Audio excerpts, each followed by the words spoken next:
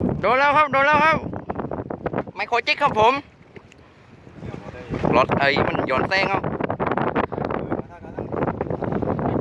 ไม่พื้นไม่พื้นเลยก่อนเนี่ยป๋าเลยของซักมันเดือดอยู่นั่นคมผม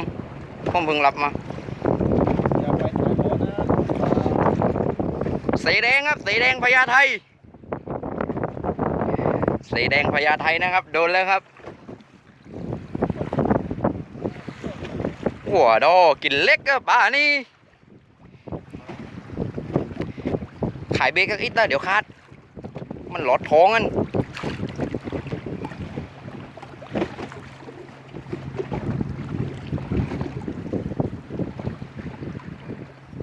หล่อใหญ่นัดเอานี่ตอนท้ายพังเอาของสักผมทำเบ็ดก่อนผมต้องระวังตรงนี้ไงผมต้องระวังผมกี่ตกปลาผมมาตกปลาช่วยโคนกันนี้ตรงนี้ช่วยกันโคนลาดเท้างั้นตรงนี้เราต้องช่วยโคนเดี๋ยวช่วยถ่วงเรือให้ถ่วงเรือให้เดี๋ยว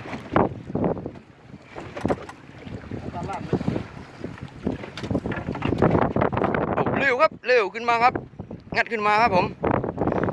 สีแดงครับสีแดงวิดีโอครับเล่นอยู่ก่อนหน้านั้นประมาณ5 นาทีนะครับยังไม่ขึ้นนี่ครับนี่ก็เกือบ7 นาทีแล้วครับผมอย่างว่าครับกินคันเล็กครับผมปลาตัวใหญ่กินคันเล็กธรรมดาครับต้องเล่นนานหน่อยสาวว่าลืมเตะข้าวไอ้บางสักเกินไหนเลยนี่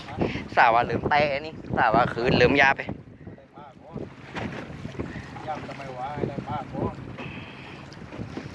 เมื่อกี้ครับชักไปแล้วครับหางโจเหลืองครับไมโครจิกครับโจเหลืองครับหางแข็งครับไอ้นี่จะเป็นตัวอะไรครับกินไมโครจิกหมดเลยครับ2 ตัวไอ้นี่ก็ไมโครจิกครับ28 กรัม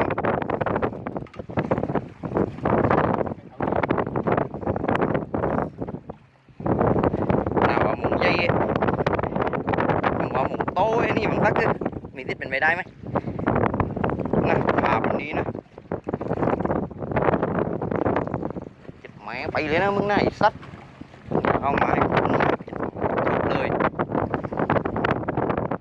เละอยู่บนหินนี่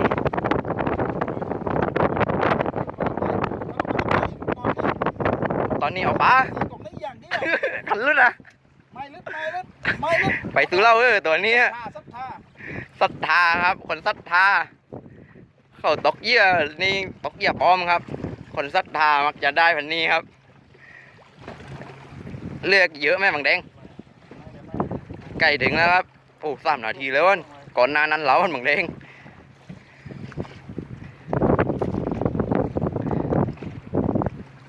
อะไรป่าตัวนิดเดียวของผมขาดไปแล้วครับตัวหนึ่งเมื่อกี้ยึดลงไปครับ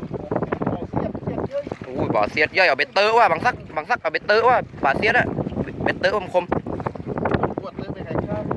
มเตอะให้มาโอ้หมูพาวครับโอ้หยุดมาโลมาหยุดโบตายโอ้ตายนี่ตอนมาอยู่ฝั่งนี้มาขันเดียวสวยๆมงครับเขาจะไปเที่ยวงานสุเราครับผมจะไปเที่ยวงาน